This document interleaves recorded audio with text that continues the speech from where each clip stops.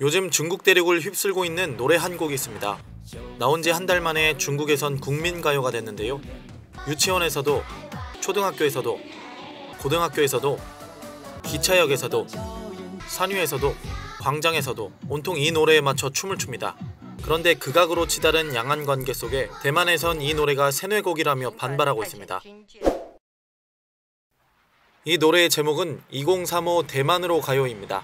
기차를 타고 타이완으로 가자. 2035년에 사랑의 노래로 유명한 아리산과 신비한 1월담을 보러 가자.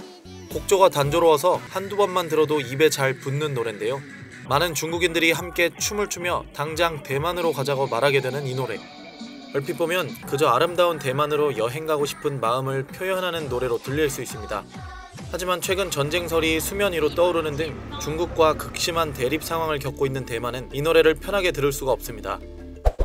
중국 정부는 교통망 확충 계획을 발표하면서 2035년까지 중국 본토와 대만을 잇는 고속철도를 건설하겠다고 밝혔습니다. 대만 해협을 해저터널로 관통해 중국 푸젠성에서 대만섬을 연결하는 250km 정도의 고속철도를 만들겠다는 내용인데요.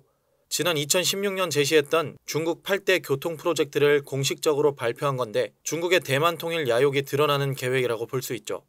대만 독립을 강력히 원하는 차이잉원 정부와 대만 국민들로서는 결코 받아들이기 어려운 계획일 텐데요.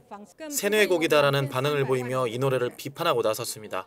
수전창 대만 행정원장은 중국이 세뇌와 네트워크 기술 등으로 타국을 교란하고 있지만 그럴수록 대만이 대처하는 힘이 더욱 강해진다고 말했습니다. 대만의 중국 관련 부처인 대륙위원회는 대륙과 연결하는 교통망 건설에 동참할 계획이 없으며 해저터널 논의를 한 적이 없다고 밝히기도 했는데요. 대만이 이렇게 발끈하는 이유는 이 노래를 만든 사람의 행보와도 관련이 있습니다. 2035 대만으로 가요의 작곡가인 멍시둥은 이미 중국 굴기를 찬양하는 중국몽이란 노래로 중국 애국주의에 깊숙하게 관여한 인물인데요. 멍시둥은 올해 3월 발표된 국가종합입체 교통망 계획에서 영감을 받아 만들었다며 대만은 때려야 뗄 수 없는 조국의 일부분이라는 개념이 뼈에 새겨져 있기 때문에 많은 관심을 받은 것 같다고 말해 대만의 분노가 근거 없는 것이 아님을 뒷받침하고 있습니다. 중국은 이러한 선전전뿐 아니라 대만을 경제적으로도 압박하고 있는데요.